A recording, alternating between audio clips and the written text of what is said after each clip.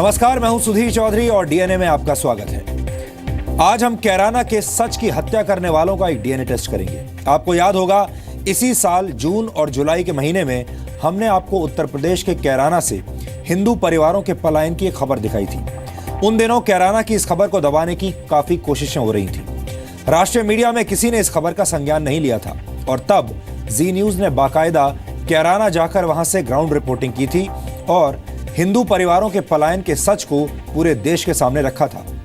इसके बाद राष्ट्रीय मानवाधिकार आयोग ने जांच की और अपनी रिपोर्ट में साफ शब्दों में कहा कि कैराना से हिंदू परिवारों का पलायन हुआ है, ये सच है। और आज मुझे आपको ये सूचना देते हुए बहुत दुख हो रहा है कि कैराना के सच को झूठ में तब्दील किए जाने की कोशिशें हो रही है। आप ये भी कह सकते हैं कि कैराना का सच सामने आने के बाद गुनहगारों को सजा देने की बजाय सत्य की हत्या कर दी गई। लेकिन हम हमेशा आपसे कहते हैं कि सत्य परेशान तो हो सकता है, लेकिन पराजित नहीं हो सकता। कैराना का सच पराजित तो नहीं हुआ, लेकिन मीडिया और सिस्टम के रवैये से यह सच लहूलुहान जरूर हुआ है। कैराना के लोगों की भी हार हुई है और क्योंकि उन्होंने भी दबाव में आकर अब हालात से समझौता कर लिया है। इसीलिए आज हम कैराना की क्लोजर रिपोर्ट आज आपके लिए लेकर आए हैं, जिसे देखना आपके लिए जरूरी है। यहां पर हम ये भी साफ कर दें कि यहां बात हिंदू या मुस्लिम समुदाय की नहीं है, ये इंसानों के दर्द की बात है।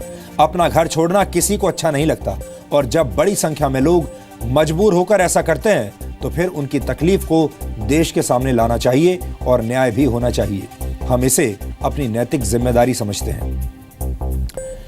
आज नोटबंदी का ऐलान हुए 50 दिन बीत चुके हैं। 8 नवंबर को प्रधानमंत्री नरेंद्र मोदी ने नोटबंदी का ऐलान किया था।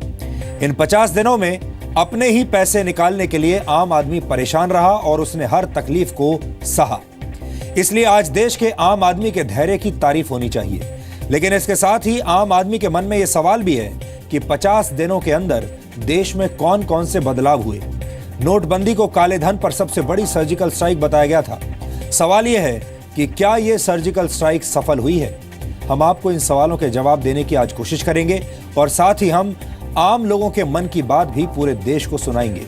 आप इसे देश के आम लोगों का इंटरव्यू भी कह सकते हैं। हमारे देश में नेता, अभिनेता, सेलिब्रिटीज और वीआईपीज के इंटरव्यू तो बड़े चाव से लिए जाते हैं, लेकिन आम आदमी का इंटरव्यू कोई नहीं लेता और हमने ये परंपरा बदलने की कोशिश की है। इसके बाद हम एक ऐसे डैम यानी बांध का विश्लेषण करेंगे जो सिर्फ 1 घंटे में 15 लाख लोगों की जान ले सकता है। कुछ वैज्ञानिक इसे पानी वाला परमाणु बम भी कह रहे हैं, इसलिए इसके बारे में आज आपको पूरी जानकारी होनी चाहिए। और इसके बाद आज हम भारत और चीन की ट्रेन पर आधारित एक वीडियो विश्लेषण करेंगे। चीन की एक हाई स्पीड ट्रेन ने अपनी रफ्तार से भारत की दुर्घटनाग्रस्त रेल व्यवस्था को आईना दिखाया है। हम आपके सामने 2 ऐसी तस्वीरें रखने वाले हैं जो आपको आज सोचने पर मजबूर कर देंगे। आज डीएनए में खबरों के विश्लेषण की शुरुआत एक विचार से करनी जरूरी है। आपने देखा होगा, हमारे देश में अल्पसंख्यक वोटों की राजनीति करने वाले धुरंधर नेताओं की लंबी चौड़ी फौज खड़ी है। लेकिन यह भी एक दुखद विडंबना है कि अगर देश के किसी हिस्से में हिंदू समुदाय के लोग अल्पसंख्यक बन जाते हैं और उन पर अत्याचार होने लगते हैं तो कोई उनके प्रति सहानुभूति नहीं दिखाता। अब सवाल यह है कि ऐसा क्यों होता है और बार बार उनकी समस्याओं को नजरअंदाज क्यों किया जाता है। ये विचार आपसे शेयर करना इसलिए जरूरी था क्योंकि हमारे पहले डीएनए टेस्ट के केंद्र बिंदु में करीब 6 महीने पुरानी वो खबर है जिसके सच को दिखाने की नीयत बड़े बड़े मीडिया हाउसेज ने नहीं दिखाई। धर्म के नाम पर हर घर का दरवाजा खटखटाकर वोट मांगने वाले नेताओं ने भी 250 से ज्यादा पीड़ित परिवारों की तकलीफ नहीं समझी। मैं इस वक्त उत्तर प्रदेश के कैराना की बात कर रहा हूं, जिसके सच को आज भी झूठ में तब्दील किए जाने की कोशिशें हो रही हैं। आप ये भी कह सकते हैं कि कैराना का सच सामने आने के बाद गुनहगारों को सजा देने के बजाय सत्य की हत्या कर दी गई। लेकिन हम आपसे हमेशा कहते हैं कि सत्य परेशान तो हो सकता है, लेकिन पराजित नहीं हो सकता। कैराना का सच पराजित तो नहीं हुआ, लेकिन मीडिया और सिस्टम के रवैये से यह सच लहूलुहान जरूर हुआ है। कैराना उस वक्त सुर्खियों में आया था जब यह जानकारी हमारे पास आई थी कि वहां से 250 से ज्यादा हिंदू परिवारों ने डर और दहशत की वजह से पलायन कर लिया। कैराना के हिंदू परिवारों के पलायन की खबर वहां के लोकल अखबारों की हेडलाइंस तो बन गई, लेकिन राष्ट्रीय मीडिया में किसी ने भी इस खबर का जिक्र तक नहीं किया था। और तब जी न्यूज ने बाकायदा कैराना जाकर वहां से ग्राउंड रिपोर्टिंग करने का फैसला किया था। और उस वक्त जब हमारी टीम कैराना पहुंची तो लोग हमारे कैमरे पर सामने आकर बोलने के लिए तैयार नहीं थे। लोगों का कहना था कि अगर उन्होंने इस मुद्दे पर कुछ भी बोला तो जान बचानी मुश्किल हो जाएगी। हम हैरान थे कि आज के आजाद भारत में ऐसा कैसे संभव है। देश की राजधानी दिल्ली से सिर्फ 124 किलोमीटर दूर लोगों में इतनी दहशत और आतंक क्यों है? हमने इन सवालों के जवाब ढूंढने के लिए तफ्तीश की तो कुछ लोगों ने हमें अपनी परेशानियां बताई और हमें यह पता चला कि हिंदू समुदाय के लोगों से फिरौती और रंगदारी मांगी जाती है। कैराना एक विधानसभा और लोकसभा क्षेत्र है, लेकिन पलायन की यह समस्या मूल रूप से कैराना विधानसभा क्षेत्र की थी। 2011 की जनगणना के मुताबिक उस वक्त कैराना शहर में करीब 30% हिंदू आबादी थी और 68% मुस्लिम रहते थे। कैराना के लोकल एडमिनिस्ट्रेशन ने जून 2016 में यह कहा था कि वहां 92% मुस्लिम रहते हैं, जबकि हिंदुओं की संख्या सिर्फ 8% है। अब सवाल यह है कि वहां की डेमोग्राफी यानी लोगों के अनुपात में इतनी तेजी से इतना बड़ा बदलाव कैसे हो गया? डीएनए में 9 जून को कैराना का सच दिखाए जाने के अगले ही दिन नेशनल ह्यूमन राइट्स कमीशन ने उत्तर प्रदेश सरकार को इस मामले में एक नोटिस जारी किया और कहा कि वो 4 हफ्तों के अंदर अपनी रिपोर्ट पेश करे। उस दौरान कई लोगों ने कैराना पर हमारी रिपोर्ट को आधारहीन बताया था, झूठा बताया था। देश की कई राजनीतिक पार्टियों ने कैराना में अपने जांच दल भी भेजे थे, जो सिर्फ कैराना का राजनीतिक सैर सपाटा करके लौट आए थे। उनकी हकीकत भी हमने उस वक्त आपके सामने रखी थी, लेकिन हमारी रिपोर्ट पर खुद एनएचआरसी यानी नेशनल ह्यूमन राइट्स कमीशन ने सितंबर के महीने में मोहर लगा दी थी। राष्ट्रीय मानवाधिकार आयोग की रिपोर्ट में साफ शब्दों में यह लिखा गया था कि कैराना से हिंदू परिवारों का पलायन हुआ है। रिपोर्ट में यह बात स्वीकार की गई थी कि कैराना से हिंदुओं के पलायन की वजह धमकियां और बिगड़ती कानून व्यवस्था ही थी। लेकिन इस रिपोर्ट का जिक्र करना तो दूर, किसी ने कैराना जाकर वहां की जमीनी हकीकत देश के सामने रखने की कोशिश भी नहीं की। लेकिन जी न्यूज ने हमेशा सच्चाई का साथ दिया है और अपने दर्शकों को सिर्फ सच दिखाया है, फिर चाहे वो सच कितना ही कड़वा क्यों ना हो और कितना भी हमें उससे खतरा पैदा क्यों ना हो जाए। और यही वजह है कि नेताओं की आंखें खोलने के लिए जी न्यूज की टीम 5 महीने के बाद एक बार फिर से कैराना गई और इस बार हमें यह पता चला कि कैराना के हालात और वहां के सच को छिपाने में सबसे बड़ी भूमिका राजनीतिक दबाव की थी। यानी कैराना से पलायन करने वाले परिवारों की तकलीफ का राजनीतिकरण कर दिया गया था। चारों तरफ से राजनीतिक बयानबाजियां होने लगी और राजनीतिक एजेंडे वाली पत्रकारिता ने कैराना को जख्मी कर दिया। इसलिए आज देश हित में कैराना के जख्म को कुरेदना जरूरी है। यहां हम ये भी साफ कर देना चाहते हैं कि यहां पर बात हिंदू या मुस्लिम समुदाय की नहीं है, ये इंसानों के दर्द की बात है। अपना घर छोड़ना किसी को अच्छा नहीं लगता और जब बड़ी संख्या में लोग मजबूर होकर अपना घर छोड़ते हैं तो फिर उनकी तकलीफ को देश के सामने लाना ही चाहिए। हम इसे अपनी नैतिक जिम्मेदारी समझते हैं। ये कैराना की क्लोजर रिपोर्ट है, जिसे देखकर आपको आज काफी दुख होगा और आपको इस बात का एहसास भी होगा कि हमारे देश का सिस्टम और मीडिया कितना संवेदनहीन हो चुका है।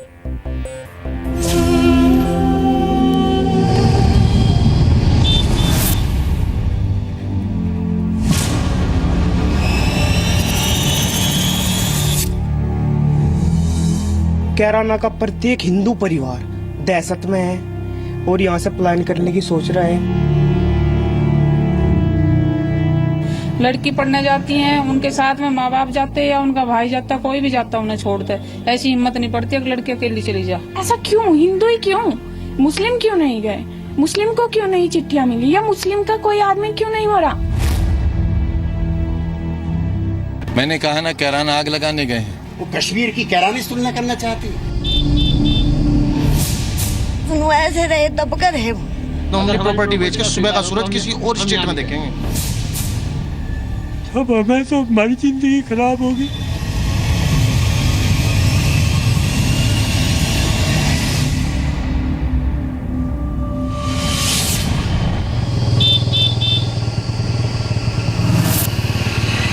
कैराना 5 महीने पहले उत्तर प्रदेश के इस छोटे से शहर ने देश की सियासत में भूचाल ला दिया था।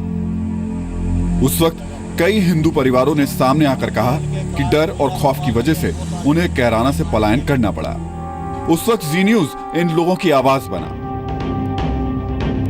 क्या हुआ उन सैकड़ों परिवारों का जो डर और खौफ की वजह से कैराना छोड़कर जाने को मजबूर हुए थे? पलायन क्या हिंदू ही कर रहे हैं या मुसलमान भी जा रहे हैं? पलायन हिंदुओं का है, मुसलमान से हमें पलायन कर सकता। बाहर से आने के लोग प्लॉट ले रहे, मकान बनाए, क्या दिक्कत? तो पुलिस तो मना करती है कि पुलिस की आपसे कुछ भी नहीं है। पुलिस तो खुद ही कहेगी सत्ता के दबाव में है। पुलिस क्या करेगी सत्ता के दबाव में? कैराना में हिंदुस्तान अखबार के संवाददाता पुनीत गोयल हैं हमारे साथ में। पुनीत ने कैराना की खबर को बहुत अच्छी तरीके से कवर किया था, जो हकीकत थी उसको सबके सामने रखा था। लेकिन पुनीत, 5 महीने बाद जब हम वापस लौट रहे हैं यहाँ पर, तो 5 महीने पहले जितना लोग खुल के बात कर रहे थे, ये तो कह रहे हैं कि लॉ एंड ऑर्डर अच्छा हुआ, बेहतर हुआ, लेकिन जितना खुलकर हमसे पहले बात कर रहे थे अब हिचकिचा रहे हैं, डर रहे हैं। क्यों? मामला ये है सर, जब प्लान मुद्दा उठाया गया था तो संवाददाताओं पे भी काफ़ी दबाव आया। दबाव आने के चक्कर में ये जो जब हम पे दबाव आने लगा तो एक आम जनता है, जो आम लोग हैं, उन पे भी दबाव आने लगा। 5 महीने में कैराना से पलायन करने वाले किसी भी पीड़ित के साथ कोई खड़ा नहीं हुआ। ताज्जुब इस बात का भी है कि कुछ वक्त पहले खुद राष्ट्रीय मानवाधिकार आयोग ने अपनी रिपोर्ट में साफ साफ कहा था कि कैराना से 250 से ज्यादा हिंदू परिवारों ने पलायन किया था। हालत यह है कि कैराना में बलात्कार के बाद जिस महिला की हत्या की गई थी और जिस मामले में NHRC ने उत्तर प्रदेश सरकार से कैराना पर रिपोर्ट मांगी थी, कुछ वक्त पहले उस मामले के एक मुख्य गवाह की भी हत्या कर दी गई। आपके भाई की अभी हत्या हुई है जी। मामला क्या था, पहले पूरा ये बताइए हमको। मामला तो जी पिछला जो मामला चल रहा था ना हमारा, उसमें वो गवाह था, मतलब वकील ने बुला लिया, अगर 2 गवाह चाहेंगे, मगर जी 2 गवाह मैं ले दूँगा। एक तो ये मेरा चाचा था, एक वो मेरा भाई था, तो इसके उसमें वो मार दिया। फिर इन्हें आगे तो गवाह बन रहा, वकील ने जी मान लो पहले ही बुला लिया था, और जी भी उसकी ज़रूरत पड़ती जी भी बुलाता, उसने पहले की बुलाया पक्के करवा लिए थे, कम से कम उसकी जान तो बची रहती गरीब की। हालात क्या हैं अभी यहाँ के, किस तरीके के हालात हैं? हालात तो जी बिगड़ते ही बिगड़ते जान लग रहे। जब अब इबलो भी मुलजिम गिरफ्तार नहीं हुए और हमारा खेत में भी आना जाना ख़त्म हो रहा, मतलब, और मुलजिम तो ये भाई फरार ही फिर रहे हैं, खतरा ही खतरा है वहाँ तो अभी।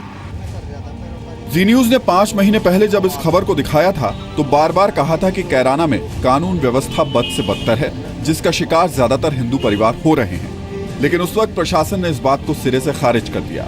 और अब आलम यह है कि बाकी तो छोड़िए, खुद पुलिस वाले पिछले कई महीनों में कैराना में कई बार पिटे हैं। क्या अब पलायन हो रहा है यहाँ पर या रोक दिया गया? दूसरा, पुलिसिंग की बात में आपने बहुत सारी चीज़ें ला दी हैं, लेकिन पुलिस पिट भी रही है यहाँ पर। पिछले 3 महीने में लगातार पुलिस के पिटने के इंसिडेंट देखने को मिल रहे हैं। तो जहाँ पुलिस ही पिट रही हो वहाँ आदमी सुरक्षित कैसे रहेगा, सवाल ये भी खड़ा हो रहा है। लगभग 70 डेज़ हुए हैं मुझे यहाँ पे ज्वाइन किए हुए हैं, और उस दौरान एक ऐसा वाक़या हुआ है जहाँ पब्लिक और पुलिस की आपस में स्कफल हुआ। उसमें भी जो मेन आरोपी था उसको तुरंत अरेस्ट कर लिया गया, और आगे भी उसके खिलाफ NSA की कार्रवाई हम इम्प्लीमेंट कर रहे हैं। पलायन की स्थिति क्या है? नहीं, ऐसा कोई इंसिडेंट फिलहाल नहीं है। हालांकि उत्तर प्रदेश सरकार ने 2 महीने पहले पुलिस की पूरी टीम बदली और नए SP के आने के बाद से कैराना के लोग थोड़ी राहत की सांस जरूर ले रहे हैं। बीच में लगभग 2 महीने पहले 1-2 घटना हुई थी। उसके बाद जो नए SP आए उन्होंने बहुत वातावरण को सुधारा है, और जिस समय ये घटनाएं हुई थी उससे तो वातावरण बहुत अच्छा है। अब इस समय व्यापारी के अंदर कोई ऐसा खौफ का माहौल नहीं है, कोई रंगदारी नहीं मांगी जा रही है, कोई किसी प्रकार की कोई समस्या फिलहाल नहीं है। लेकिन पुलिस की नई टीम खुद मानती है कि कैराना के हालात की असल जड़ राजनीतिक दबाव था। राजनीतिक पार्टियां जो हैं वो उस पर इंटरप्ट करती थी कि अरेस्ट मत करो। हाँ, कह रहे हैं तो अपना आदमी है, कोई नहीं, गलती हो गई, ये हो गई, तो ये। और जो SSPs होते थे वो भी थोड़ा सा एक पार्टी तरफ लीन होते थे। अफसोस और शर्म की बात यह भी है कि जिन्होंने कैराना से पलायन किया वो आज भी कैराना में वापस लौटने की हिम्मत नहीं जुटा पा रहे। केवल एक जी न्यूज चैनल ने ये आवाज उठाई थी, लगता है कि और कोई चैनल देश में है ही नहीं है। हम लोग तो पीड़ित हैं उसमें, और जो लोग पीड़ित हैं उनकी पीड़ा आज भी जोगितो तो है। वो मुद्दा, उसका समाधान कुछ नहीं हुआ है।